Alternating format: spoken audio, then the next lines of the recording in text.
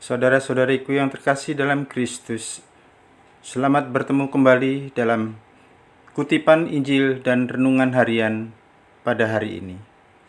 Salam sejahtera buat saudara-saudari semua dimanapun Anda berada. Damai dan sukacita oleh Roh Kudus melimpahi dalam hati dan kehidupan saudara-saudari semua. Amin. Saudara-saudari yang terkasih dalam Kristus, sebelum mendengarkan firman dan renungan pada hari ini, marilah kita berdoa. Dalam nama Bapa dan Putra dan Roh Kudus. Amin. Tuhan Yesus, Engkaulah penebus yang menguduskan dunia.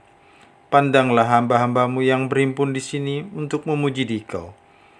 Jadilah pengantara kami pada Bapa di surga, agar Ia menjagai dan menguduskan kami dalam kebenaran. Kami ingin memaklumkan kemuliaan-Mu, supaya segala manusia meluhurkan Dikau serta Bapamu di surga. Lindungilah kami dari yang jahat, semoga kami tetap bersatu dengan Dikau. Semoga kami pun tetap didorong oleh semangat dan perasaan hati-Mu, karena kami adalah milik-Mu untuk selama-lamanya. Maria, Bunda yang amat kudus, Engkau telah menjadi ibu kami ketika lambung putramu ditikam dengan tombak. Hantarkanlah kami ke sumber air kehidupan. Semoga dengan pengantaraanmu kami mengenal cinta kasih Kristus yang melampaui segala pengertian. Demi Kristus Tuhan dan pengantara kami. Amin. Bacaan dari kitab Bilangan bab 12 ayat 1 sampai ayat 13. Sekali peristiwa, Miriam dan Harun menaruh syak terhadap Musa karena wanita Kus yang diperistrinya. Memang Musa telah memperistri seorang wanita dari Kus. Kata mereka, benarkah Tuhan bersabda dengan perantaran Musa saja? Bukankah Ia juga bersabda dengan perantaran kita? Hal itu didengar oleh Tuhan. Adapun Musa, dia itu seorang yang sangat lembut hatinya, melebihi siapapun di atas bumi. Lalu tiba-tiba bersabdalah Tuhan kepada Musa, Harun, dan Miriam, keluarlah kalian bertiga ke kemah pertemuan. Maka keluarlah mereka bertiga, lalu turunlah Tuhan dalam tiang awan dan berdiri di pintu kemah itu. Lalu memanggil Harun dan Miriam, dan mereka berdua tampil. Lalu bersabdalah Tuhan, dengarkanlah sabdaku ini. Jika di antara kalian ada seorang nabi, maka aku, Tuhan, menyatakan diriku kepadanya dalam penglihatan. Aku berbicara dengan dia dalam mimpi. Bukan demikianlah halnya dengan hambaku Musa, yang setia di seluruh rumahku. Dengan Musa aku berbicara berhadap-hadapan terus terang, bukan dalam teka-teki, dan ia telah melihat rupa Tuhan. Bagaimana kalian sampai berani menaruh syak terhadap hambaku Musa? Sebab itu bangkitlah murka Tuhan terhadap mereka.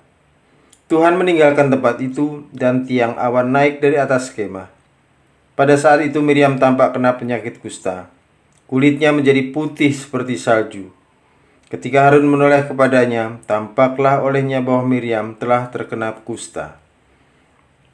Harun lalu berkata kepada Musa, "Ah Tuanku, janganlah kiranya dosa ini ditembakkan kepada kami. Dalam kebodohan kami telah berbuat demikian. Janganlah kiranya Miriam ini dibiarkan sebagai anak gugur, yang pada waktu keluar dari kandungan sudah setengah busuk dagingnya." Lalu berserulah Musa kepada Tuhan, "Ya Allah, sembuhkanlah kiranya dia." Demikianlah sabda Tuhan. Syukur kepada Allah. Mazmur tanggapan. Kasihanilah aku ya Allah, sebab aku orang berdosa. Refrain. Kasihanilah aku ya Allah, sebab aku orang berdosa. Kasihanilah aku ya Allah, menurut kasih setiamu, menurut besarnya rahmatmu. Hapuskanlah pelanggaranku, bersihkanlah aku seluruhnya dari kesalahanku, dan tahirkanlah aku dari dosaku. Refrain. Kasihanilah aku ya Allah, sebab aku orang berdosa. Sebab aku sadar akan pelanggaranku, dosaku selalu terbayang di hadapanku. Terhadap engkau sendirilah aku berdosa, yang jahat dalam pandanganmu kulakukan. Refrain. Kasihanilah aku ya Allah, sebab aku orang berdosa. Maka Engkau adil bila menghukum aku, dan tepatlah penghukuman-Mu. Sungguh dalam kesalahan aku diperanakkan, dalam dosa aku dikandung oleh ibuku. Refrain. Kasihanilah aku ya Allah, sebab aku orang berdosa. Ciptakanlah hati yang murni dalam diriku ya Allah, dan barulah semangat yang teguh dalam batinku. Refrain. Kasihanilah aku ya Allah, sebab aku orang berdosa. Haleluya, haleluya. Rabi, Engkau anak Allah, Engkaulah Raja Israel. Haleluya, haleluya. Semoga Tuhan beserta kita, sekarang dan selama-lamanya. Inilah Injil suci menurut Matius, bab 15 ayat 1-2, dilanjutkan ayat 10 sampai ayat 14. Dimuliakanlah Tuhan.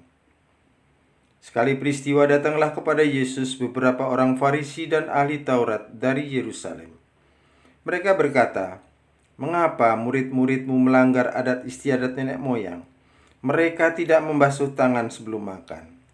Lalu Yesus memanggil orang banyak dan berkata kepada mereka, "Dengarkan dan camkanlah, bukan yang masuk ke dalam mulut yang menajiskan orang, melainkan yang keluar dari mulut, itulah yang menajiskan orang."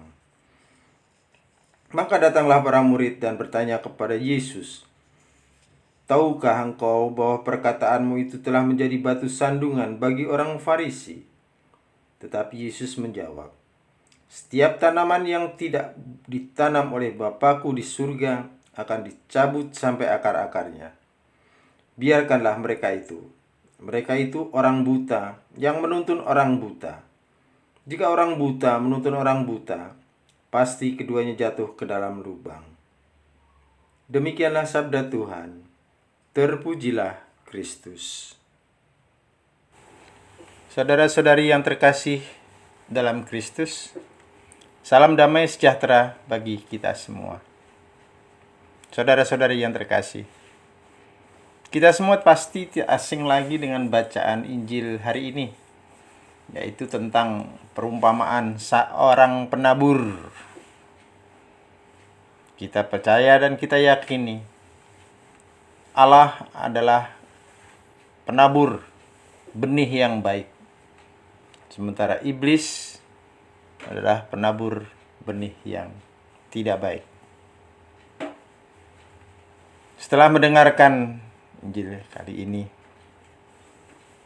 kita merasa diingatkan oleh Tuhan melalui firman ini untuk terus berusaha menjadi lahan, menjadi tanah yang baik bagi benih-benih yang ditaburkan oleh Allah, yang terus-menerus dicurahkan bagi kita semua.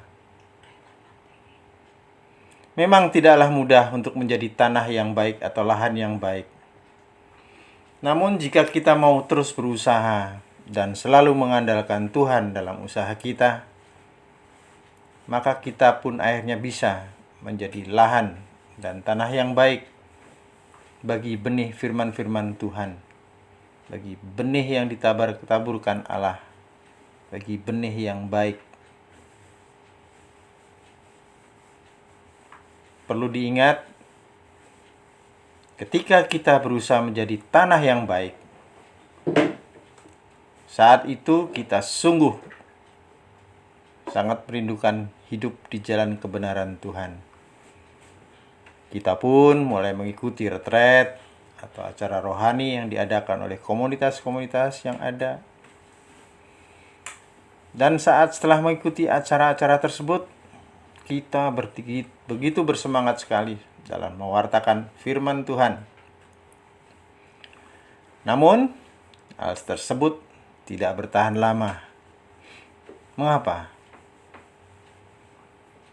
Karena tidak dibarengi dengan baca kitab suci atau mendengarkan firman Tuhan, berdoa, merayakan Ekaristi, dan ikut dalam berbagai pelayanan. Sehingga ketika ada seseorang yang membuat hati kita tidak nyaman, kita kembali akan jatuh pada masa lalu kita. Terkadang juga godaan-godaan duniawi yang membuat kita kembali membeli hidup yang lama. Sampai pada akhirnya kita memiliki niat yang tulus untuk hidup di jalan kebenaran Tuhan dengan terus berusaha menjadi tanah yang baik. Saudara-saudari yang terkasih dalam Kristus, untuk menjadi tanah yang baik bagi benih firman yang Tuhan taburkan, seperti halnya tanah pertanian di pegunungan atau lembah yang subur, tanah tersebut haruslah selalu diproses, baik itu dicangkul, dibajak, disiangi, diberi pupuk oleh penggarapnya, yaitu Allah sendiri. Demikian juga halnya diri kita.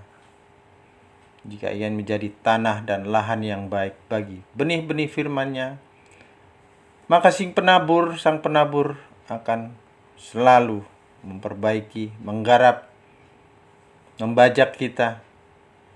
Dan kita pun harus siap diproses oleh sang penabur itu sendiri. Maka ketika kita menemui hal yang menyakitkan dalam perjalanan hidup kita menuju jalan kebenaran Tuhan, itu sama halnya kita sedang dicangkul atau dibajak agar tanah kita bisa gembur dan benih yang ditebar akan dengan mudah tumbuh subur.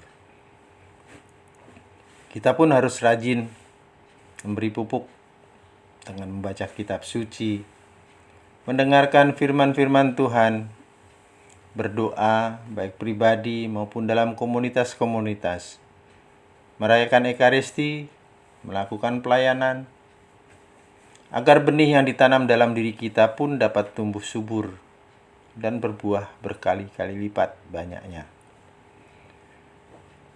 Maka itu, mari saudara-saudari yang terkasih, teruslah kita berusaha untuk menjadi tanah yang baik, menjadi lahan yang subur, kendati harus melalui proses yang tidak menyenangkan dalam kehidupan kita. Dan percayalah, penuh pada penyertaan Allah yang senantiasa memampukan kita dalam setiap usaha-usaha kita. Percaya bahwa setiap yang kita alami adalah bagian dari rencana Tuhan. Dan percaya pula bahwa rencana Tuhan pastilah baik untuk kita. Kita refleksikan setiap pengalaman hidup kita dengan kacamata iman untuk mendapatkan makna iman di balik semua dinamika kehidupan yang kita alami, baik itu senang maupun susah. Selamat berkarya, tetap semangat, sehat selalu, berkat